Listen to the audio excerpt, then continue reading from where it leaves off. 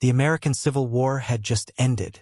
After 4 brutal years, the Union North had defeated the Confederacy, South, and President Abraham Lincoln was looking forward to a time of peace and national healing. That evening, President Lincoln decided to relax. He and his wife, Mary Todd Lincoln, planned to attend a play called Our American Cousin at Ford's Theater in Washington, D.C. They were joined by Major Henry Rathbone and his fiancée Clara Harris.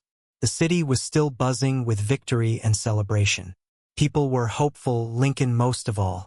But while Lincoln was watching the play, John Wilkes Booth, a famous actor and Confederate sympathizer, was plotting something unthinkable. Booth hated Lincoln. He blamed him for the South's defeat and believed killing him could reignite the Confederate cause. He had support. A group of conspirators had planned to kill several top Union leaders that night. Only Booth succeeded. At about 10:15 p.m., during a line in the play that guaranteed audience laughter, Booth quietly entered the presidential box. He had easy access, he was a well-known actor and used that to slip past security.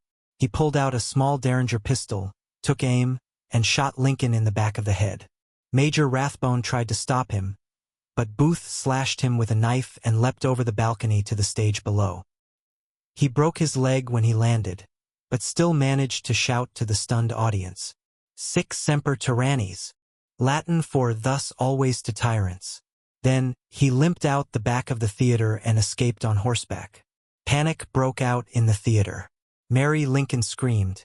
Doctors in the audience rushed to the president's side. They found him slumped in his chair, unconscious, barely breathing. Realizing Lincoln wouldn't survive a trip back to the White House, they carried him across the street to a small boarding house.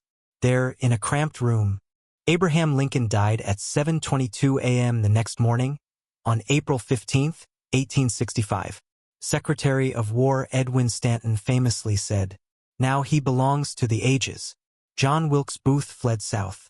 The largest manhunt in U.S. history up to that time began. Union troops chased him through Maryland and into Virginia. For 12 days, Booth hid in woods, barns, and swamps. But on April 26, soldiers caught up with him at a tobacco barn in Virginia. When Booth refused to surrender, the barn was set on fire. He was shot, some say by a soldier, others say he shot himself and died a few hours later.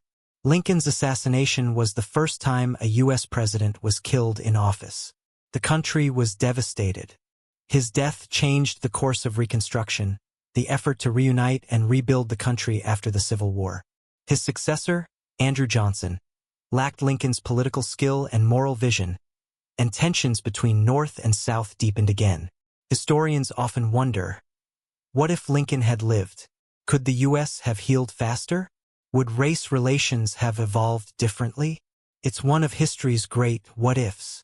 So, in just a few minutes on a spring night in 1865, the hope of a peaceful, reunified America was shaken by an assassin's bullet.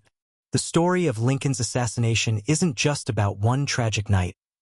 It's a window into a nation struggling with war, justice, and what it means to be united. Thanks for listening. If you enjoy calm and soothing vids like this, don't forget to hit the like button and subscribe for more fascinating facts about history.